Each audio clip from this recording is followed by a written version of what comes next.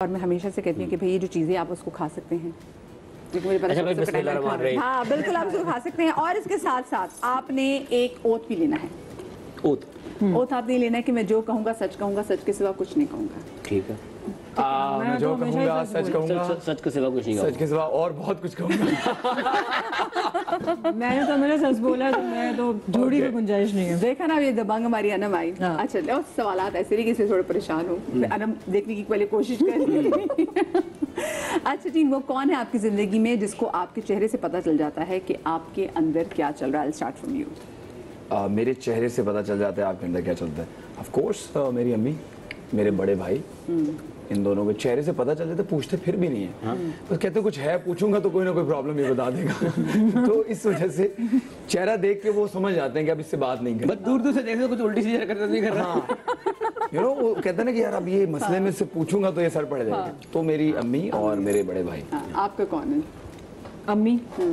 بس جب میں کبھی نیند نہیں آتی اکثر رات میں، تب میں صبح اٹھ کے کہتی ہوں بھائی مجھے نیند نہیں آئی آج، یا میں چپ ہوں کیونکہ میں ہنستی کھیلتی رہتی ہوں، سب کے ساتھ مستیاں کرتی رہتی ہوں. جس دن یہ نہیں ہوتا تو اس دن امی کو پتہ چل جاتا ہے. اور جب تک وہ پوچھ نہیں لیتی کہ ہاں مسئلہ کیا ہے، جب تک جڑ تک نہیں پہنچ جاتی ان کو چین نہیں ملتا. تو لیکن وہ کچھ آگے سے وہ سولوشن دے رہی تھی. ہاں تو بتاتی اچھا یوں کر لو، ایسے کر لو.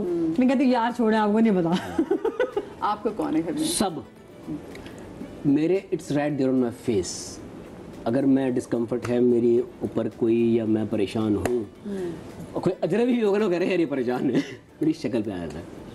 ہاں میں ہوں، میں اس کو پتہ ہے میری شکل پہ آیا تھا. جو بیچارہ کوئی نیا بھی ملا نا مجھ سے، وہ بھی کر لے گا کہ ہاں یہ اپنے زون میں نہیں ہے بھائی. اچھا کیونکہ نا میں ایاز کو واقعی میں ذرا ہنستے ہوئے ہی زیادہ دیکھا، اور ہنستے ہنساتے ہوئے ویسے بھی کبھی گیدرنگ ایسے لوگ زیادہ پکڑ میں آتے ہیں. ہاں بات بالکل صحیح ہے. اچھا مجھے زندگی مشکل لگی جب، مجھے زندگی مشکل لگی جب میں 2.5 گھنٹے مار کھائی. صحیح کہا نا میں نے، 2.5 گھنٹے میں نے مار کھائی.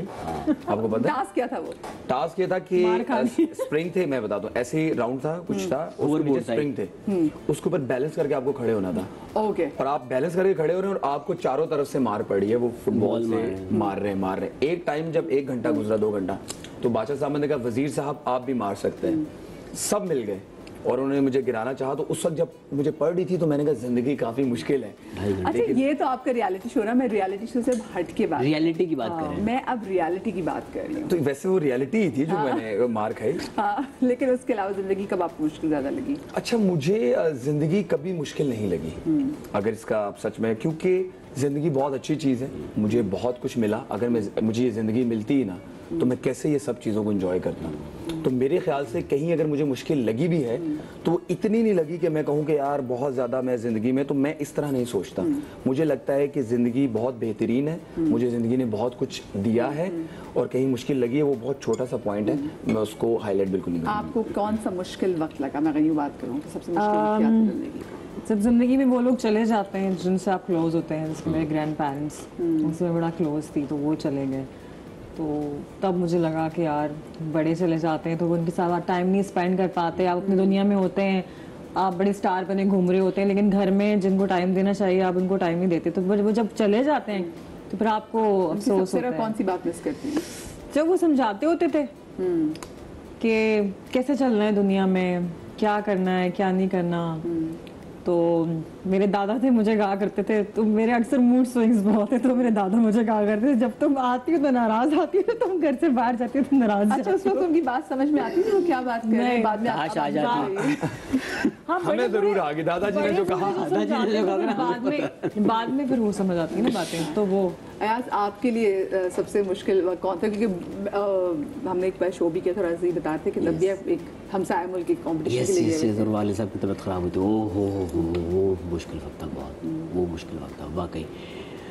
کیونکہ آپ شہر میں ہوتے ہیں، پاس ہوتے ہیں، اتنا وہ نہیں ہوتا، لیکن پردیس میں ہوتے ہوئے اگر گھر میں کچھ ہو جائے تو جان چلی جاتی ہے. تو ہاں وہ ایک مشکل وقت تھا.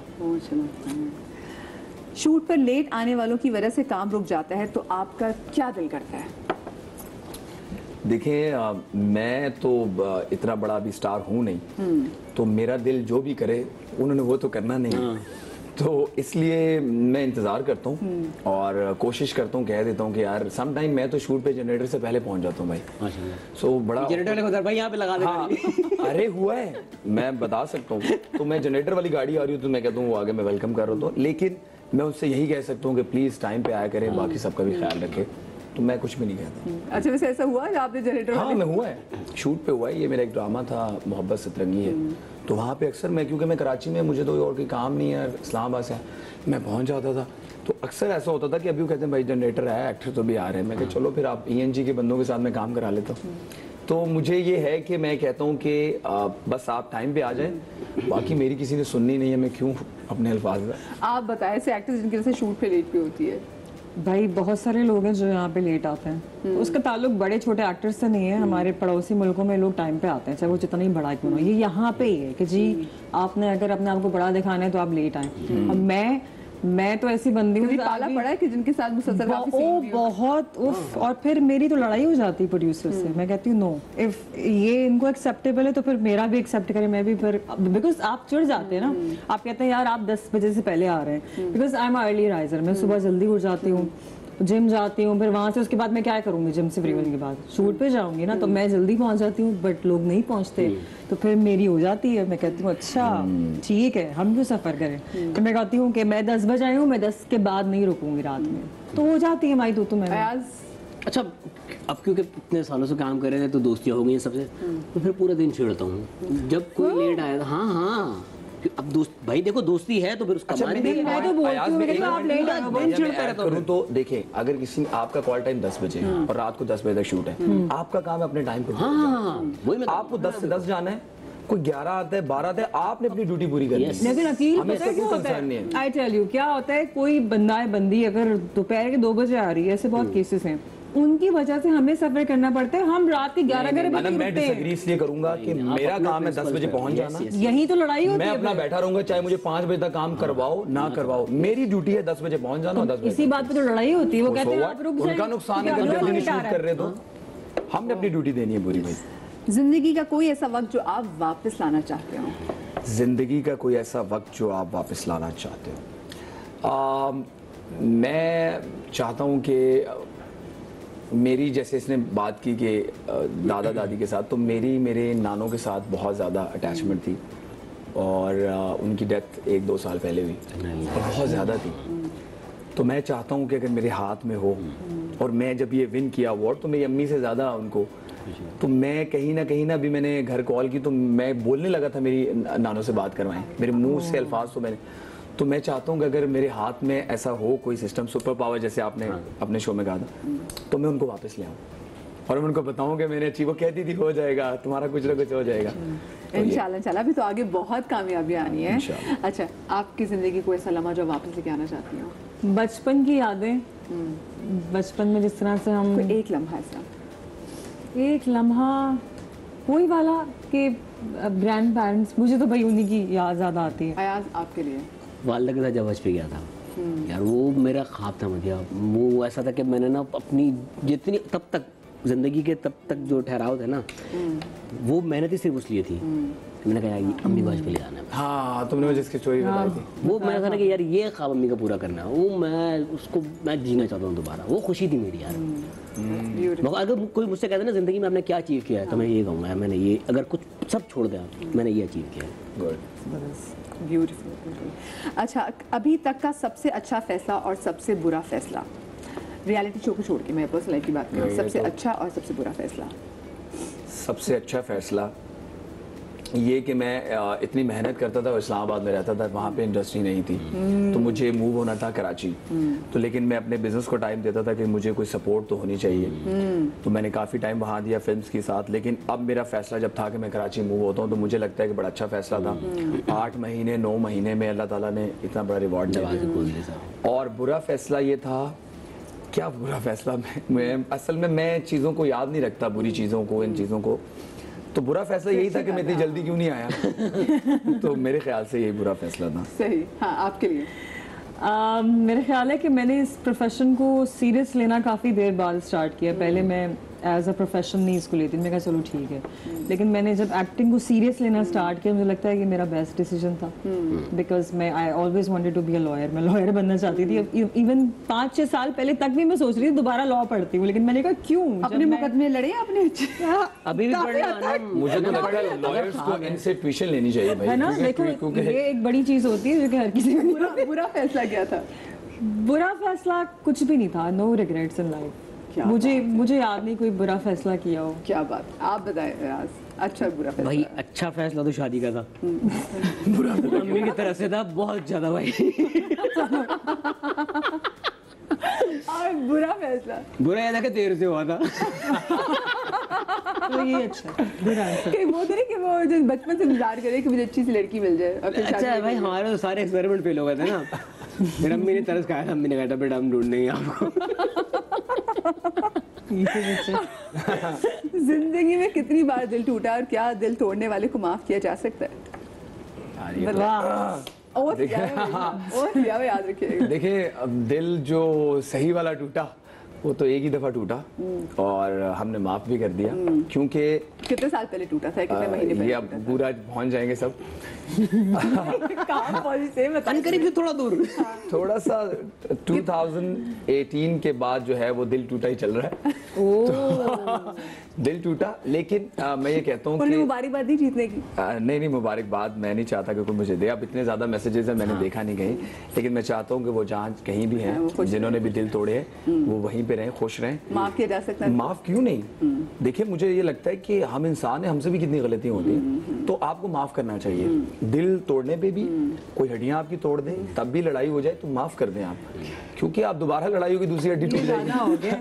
नहीं मैं आपको एक बात मजे की बात बताऊं। बात यह है कि इतनी कोई भी बड़ी लड़ाइयाँ नहीं होती कि इंसान बड़े बड़े देर तक नाराजगियां पालते हैं।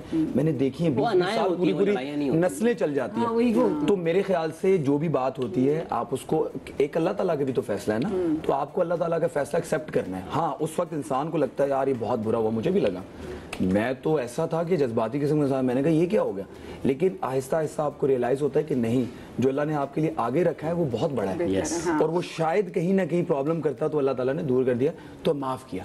हाँ, नया दिल डलवा लिया हमने।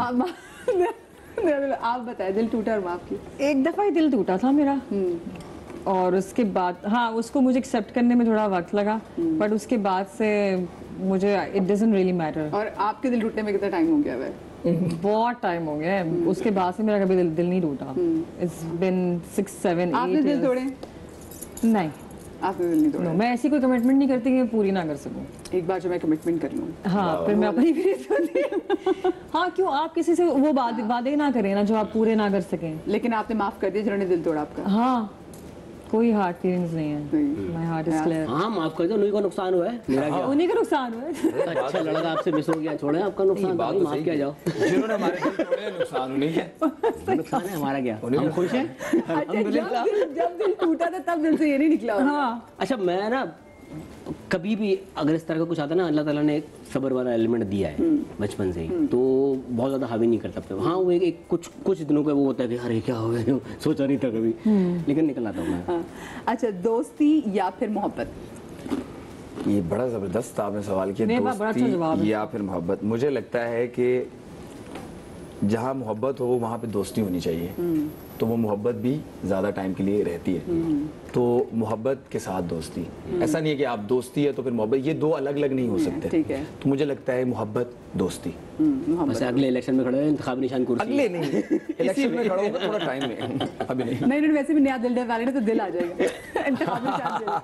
जी, मोहब्बत या दोस्ती? देखिए मेरा मानना ये है कि मोहब्बत जो होती है ना, दो लोगों में किसी एक वक्त पे आके खत्म हो जाती है, लेकिन दोस्ती, रिस्पेक्ट वो चीजें जो खत्म नहीं होती। अगर मेरी इनके साथ दोस्ती है या मैं इनकी रिस्पेक्ट करती हूँ या ये मेरी मुझसे दोस्ती रिस्पेक्ट मेरी करते हैं, तो मोहब्बत भी होगी। अगर सिर्फ मोहब्बत है और रिस्पेक्ट और दोस्ती नहीं है तो वो मोहब्बत नहीं चलती, मोहब्बत खत्म हो जाती है। आपने बात मिसाल में की, वो थोड़ा डरा है पता है। नहीं मिसाल मैंने कहा कि मैंने हो सकता है वो यूं देख रहा है कि जहाँ दोस्ती का रिश्ता होता है ना, प्यार दोस्ती है। अगर वो मेरी सबसे अच्छी दोस्त है तो सामने वो बैठे मैं क्या करूँ? कोई बात नहीं,